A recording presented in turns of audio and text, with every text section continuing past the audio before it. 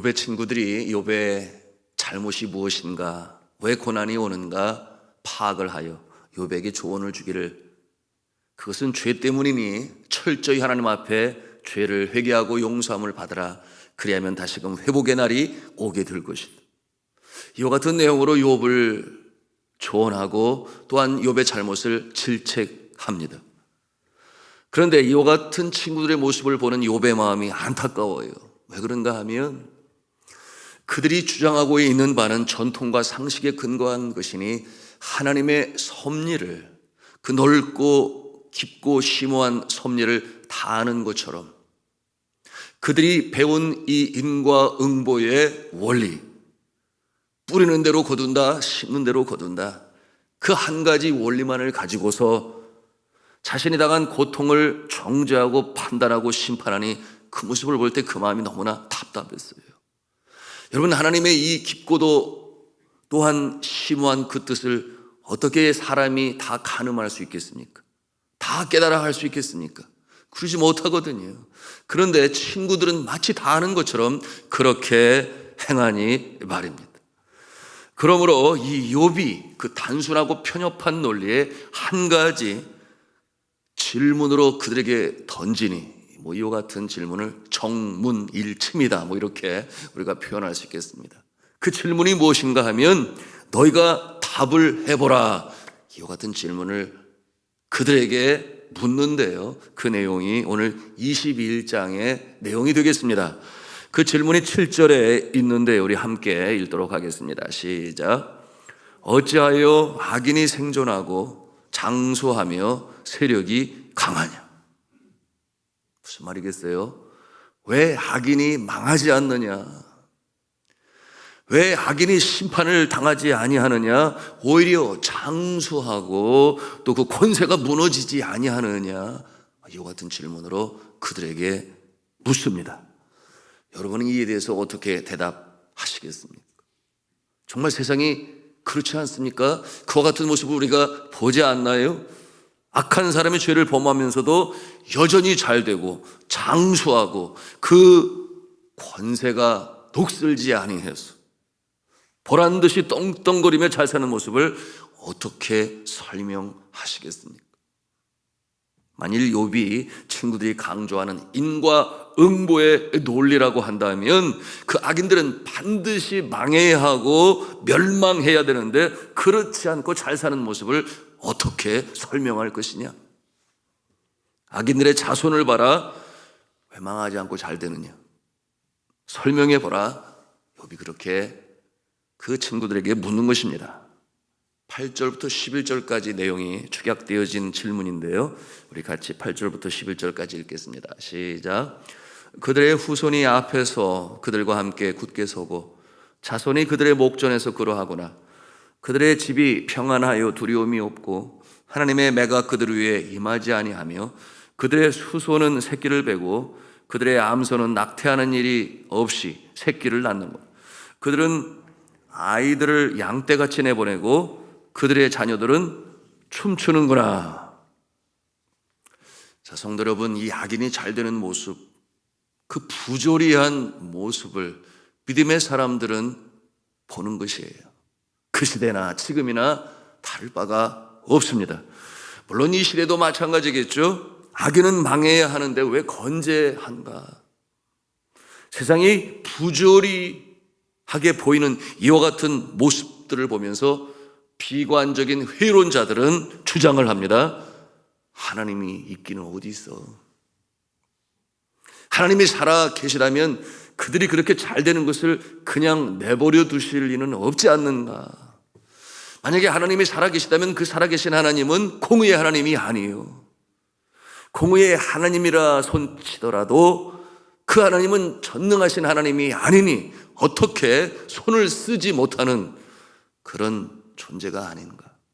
아니라면 하나님은 아주 멀리 계셔서 인간 세계에 관심이 전혀 없으신 그와 같은 존재가 아니겠는가? 이와 같은 주장을 합니다. 구약시대 선지자인 하박국 선지자가 바로 그와 같은 이 질문을 가지고 악인이 잘 되고 선한 사람들이 오히려 그들에게 핍박을 받는 모습을 보면서 내 이 질문을 하나님께 하리라, 그리고 답을 기어코 받아내리라, 그 같은 마음을 가지고 하나님께 나아갔습니다. 그리고 하나님을 향하여 아주 항변을 하면서 질문을 했는데, 그 내용이 어떠한 내용인가 하면, 주께서는 눈이 정결하심으로 악을 참아 보지 못하시며 패역을 참아 보지 못하시거늘 어찌하여 거짓된 자들을 방관하시며 악인이 자기보다 의로운 사람을 삼키는데도 잠잠하시나이까. 이와 같은 내용으로 하박국서 1장 13절에 항변을 합니다. 하박국 선지자가 즉시로 답을 듣지 못하자 내가 기어코 그 답을 들으리라 다짐하고 하나님과 대면하고자 합니다. 그래서 그가 찾아간 곳이 있었어요. 하박국서 2장 1절인데요. 내가 내 파소하는 곳에 서며 성루에 서리라. 그가 내게 무엇이라 말씀하실는지 기다리고 바라보며 나의 질문에 대하여 어떻게 대답하실는지 내가 보리라. 하박국 선지자는 분주하고 바쁜 곳을 떠나서 사람들로 인하여 마음이 분산되고 집중되지 못하는 그곳을 떠나서 간 곳이 있으니 그곳은 성루였습니다. 한적한 곳, 성 밖에 멀리까지 내다볼 수 있는 그 성루로 올라가서, 파수하는 곳으로 올라가서 하나님의 답을 기다렸어요. 그때 하나님께서 주의 종 하박국에 나타나셔서 그 답을 주시는데요, 그 내용이 이러합니다. 하박국서 2장 3절, 2절, 3절 말씀인데요. 여호와께서 내게 대답하여 이르시되 너는 이 묵시를 기록하여 판에 명백히 새기되 달려가면서도 읽을 수 있게 하라. 이 묵시는 정한 때가 있나니 그 종말이 속히 이르겠고 결코 거짓되지 아니하리라. 비록 더딜지라도 기다리라. 지체되지 않고 반드시 응하리라. 이와 같은 내용으로 하나님께서 주시고 달려가면서도 읽을 수 있도록 그렇게 기록하라 하니 누구나 다 알 수 있도록 진리의 말씀으로 가르쳐라. 그와 같은 내용으로 하나님께서 하박국 선지자에게 주셨습니다. 그 뜻이 무엇인가 하면 내 계획은 틀림이 없고 반드시 약속한 바는 이루어지는 것이니, 그러면서 하나님께서 하시는 말씀이 무엇인가 하면 비록 더딜지라도 기다리라. 지체되지 않고 반드시 응하리라. 이와 같은 내용으로 하나님께서 하박국 선지자에게 답하셨습니다. 그러므로 이 죄인과 이 의인의 극명한 차이점에 대해서 하박국 선지자에게 분명히 말씀하셨는데요, 그것이 하박국서 2장 4절 말씀, 우리가 익히 잘 알고 있고 종교 개혁의 기수인 마르틴 루터가 로마서에서 인용한 내용이기도 한데요. 보라, 그의 마음은 교만하며 그 속에서 정직하지 못하나 의인은 믿음으로 말미암아 살리라. 이와 같은 내용으로 의인과 죄인의 차이점에 대해서 말합니다. 의인은 믿음으로 말미암아 살리라. 악인은 자기의 뜻대로 살아요. 죄를 범하면서 삽니다. 그러나 의인은 하나님의 보응, 하나님의 심판이 올 그날이 있음을 확실히 믿으면서 인내하면서 산다, 그 말이에요. 죄를 범치 아니하고 산다는 모습이죠. 왜냐하면 반드시 살아계신 하나님께서 그 심판의 날을 준비하시고 계획하시고 이룰 것이니 그것을 믿고 때때로 이해되지 않은 부조리한 세상 가운데서도 선을 행하며 하나님을 믿고 의지하며 인내하며 살아가는 모습이니, 여러분 이와 같은 내용이 신약성경에도 있어요. 갈라디아서 6장 9절의 말씀이니 우리가 선을 행하되 낙심하지 말지니 포기하지 아니하면 때가 이름에 거두리라. 우리가 선을 행하되 낙심하지 말지니 포기하지 않으면 때가 이름에 거두리라. 이와 같은 모습으로 살아라. 왜냐하면 반드시 그 보응의 날이 올 것이기 때문이다. 이렇게 말씀하세요. 또한 로마서 12장 19절에서도 같은 맥락으로 말씀하시니 뭐라고 말씀하시는가? 내 사랑하는 자들아, 너희가 친히 원수를 갚지 말고 하나님의 진노하심에 맡기라. 기록되었으되 원수 갚는 것이 내게 있으니 내가 갚으리라고 주께서 말씀하시느니라. 그러시면서 이어하시는 말씀이 악에게 지지 말고 선으로 악을 갚으라, 이렇게 말씀하셨어요. 악에게 지지 말고 선으로 악을 갚으라. 믿는 사람이 지는 것이 아니에요. 이깁니다. 그런데 선으로 악을 이기라 그랬어요. 그러므로 예수 믿는 사람들이 흔히들 그렇게 말을 해요. 지는 것이 이기는 것이다. 지는 것이 이기는 것이다. 여러분, 그 말이 괜히 나왔겠어요? 경험을 통해서, 믿음의 선배들의 모습을 통해서, 성경에 주신 말씀을 통해서 아는 것이니 지는 것이 이기는 것이다, 그런 말을 사용하지 않겠습니까? 그 말씀은 왜 그렇겠어요? 하나님께서 어려우니 알아서 손보시지 아니하겠느냐, 그와 같은 내용이 포함된 것이죠. 지난 시간에 이 악인의 최후에 대해서 말씀으로 나누었습니다. 쭉 여러 경우들을 실례로 들었는데요, 이 독재자들의 비참한 최후에 대해서, 그래서 실제적인 8명의 인물들을 예를 들어서 제가 여러분에게 소개를 해드렸는데, 여러분 기억하세요? 기억이 잘 안 되시면 우리 교회 홈페이지 들어가시면 산돌 새벽 강단에 올려져 있습니다. 이탈리아의 무솔리니, 나치 독일의 아돌프 히틀러, 우간다의 이디 아민, 이라크의 사담 후세인, 루마니아의 차우세스크, 세르비아의 밀로셰비치, 그리고 리비아의 가다피, 그리고 자신의 독재 체제를 유지하기 위해서 끔찍하게 인권을 탄압하고 자행하고 아웅산 폭파 테러 사건과 칼기 폭파 사건, 천안함 피격 침몰 사건, 연평도 공격 등 이 극단적인 테러리즘을 실행했던 북한의 이 김정일 위원장의 급사에 대해서도 말씀을 드렸어요. 급성 심근경색으로 사망했으니 그때 그의 나이 아직 창창한 70세였습니다. 하박국 선지자는 이 악인이 잘 되는 모습과 이 세상의 부조리에 대해서 심판을 준비하고 계시다는 하나님의 응답을 듣고서 확신에 차서 그가 이렇게 노래를 불렀습니다.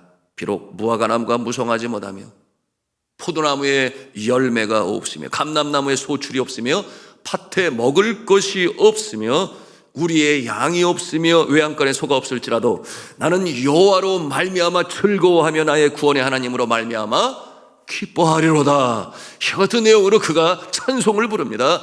왜냐하면 그의 심령 가운데 믿음이 있었기 때문에, 하나님의 약속에 대한 확실한 믿음이 있었기 때문에 그 부조리한 세상을 보면서도 나는 하나님으로 말미암아 기뻐하리로다.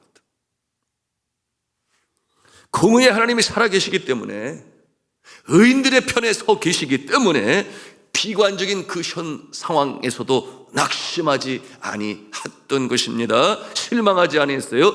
믿음으로 살아가겠다, 그렇게 힘찬 고백을 할 수가 있었던 것이었습니다. 오늘 본문에 왜 악인이 여전히 잘 되는가 하는 욥의 질문에 이 친구들은 뭐라고 말해요? 유구무원이에요. 어떻게 답을 해야 할지 난감했습니다. 악에 대하여, 악인의 결말에 대하여 욥의 설명이 계속해서 이어지는데요, 우리 21장 9절 말씀을 19절 말씀 그리고 20절 말씀 함께 읽겠습니다. 시작. 하나님은 그의 죄악을 그의 자손들을 위하여 쌓아두시며 그에게 갚으실 것을 알게 하시기를 원하노라. 자기의 멸망을 자기의 눈으로 보게 하며 전능자의 진노를 마시게 할 것이니라. 아멘. 그렇습니다. 공의의 하나님은 심판하실 것이에요. 그때를 미리 바라보시고 계획하시고 준비하고 계시는데, 그 당대가 아니라면 그 다음 자손에게 이와 같은 내용으로 준비하시는 하나님. 여러분, 공의의 하나님은 다 그렇게 준비하고 계시다. 그런데 욥의 포인트는 무엇인가 하면 이 친구들에게 질문할 때 너희가 그때를 알겠느냐? 너희가 그때를 알겠느냐? 그 심판의 날이 언제 임할지 너희가 정녕 알겠느냐? 당대냐? 아니면 그의 후손들에게냐? 그럼 이 친구들이 뭐라고 답을 하겠어요? 할 말이 없어요.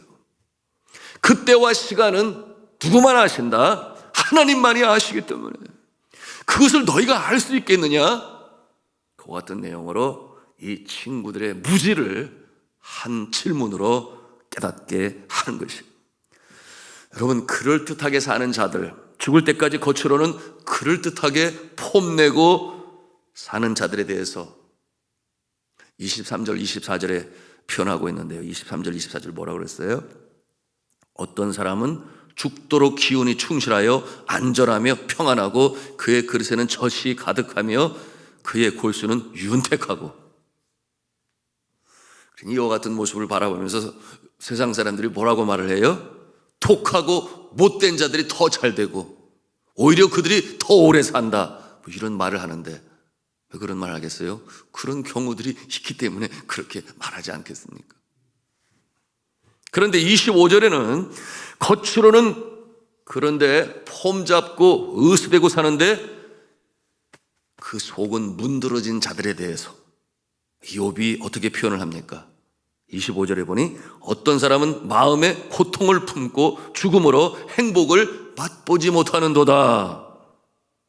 육신적으로는 오케이예요. 가진 것이 많아요. 권세가 있어요. 그런데 정작 그 마음에는 고민과 고통이 가득하니 행복이 뭔지 모르고 살다가 죽는 부유한 자들, 권세 있는 자들이 반드시 있다고 하는 것입니다. 사실이지 않습니까? 앞에서도 나누었어요. 북한의 김정은 위원장이 미국의 폼페이 국무장관을 처음 만났을 때 첫 마디가 그에게 뭐라고 그랬어요? 여러분, 이 최근에 출판된 마이크 폼페이의 회고록에 기록된 내용인데요. 김정은이 말했다 그랬죠. 나는 당신이 나타날 것이라고 생각하지 않았다. 나는 당신이 나를 암살하려 했다는 것을 알고 있다. 일종의 농담이요, 조크겠죠. 그러나 그의 마음에 어느 한 날 미국의 특수부대에 이 참수당하는 그림을 그 마음에 그려보지 않았을까요? 그런 생각을 가지고 있으니 조크지만 그런 내용이 첫 마디로 나온 것 아니겠어요? 나는 당신이 나를 죽이려고 하는 것을 알고 있다. 지금도 참수작전이 준비되고 훈련되고 있지 않습니까? 여러분, 과연 이 김정은은 정말 행복한 삶을 살고 있는 것일까요?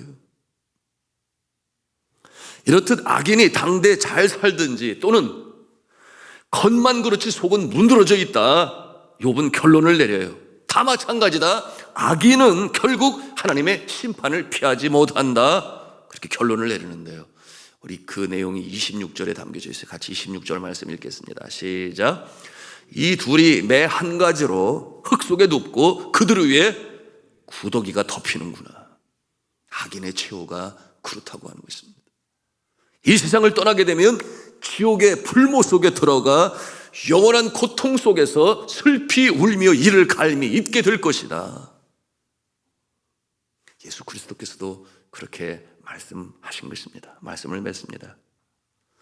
우리가 때로 이 부조리한 세상을 보면서 때때로 실이 그런가 하면 의구심, 우리 심령 가운데 얼마든지 가질 수 있어요. 그러나 선하게 살아야 하겠습니다. 의는 믿음으로 말미암아 살리라. 하박국 선지자에게 주셨던 그 말씀처럼 하나님께서는 그와 같은 상황에서 외면하시고 보시지 않고 관여하시지 않는 그런 하나님이 아니시라 살아계신 공의 하나님이시니 죄를 범하는 자에게는 불꽃 같은 눈으로 바라보시고 심판의 때를 준비하시며, 그러나 그런 어려운 상황 가운데서도 의를 행하며 선으로 살아가는 자에게는 하나님께서 그 얼굴을 드시고 밝은 빛으로 비추사 선인의 삶을 풍요롭게 하며 풍성하게 하며 살아가게 하시는 하나님이신 줄로 우리가 믿으니, 오늘도 이와 같은 믿음을 가지고 이 광야와 같은 이 부조리가 가득한 전쟁터와 같은 총만 없지 무한 경쟁의 이 세상 속에서 의인으로 서시기를 바랍니다. 선하게 사시기를 바랍니다. 사랑으로 행하시기를 바랍니다. 사랑으로, 선으로 악을 이기시기를 주님의 이름으로 축복합니다.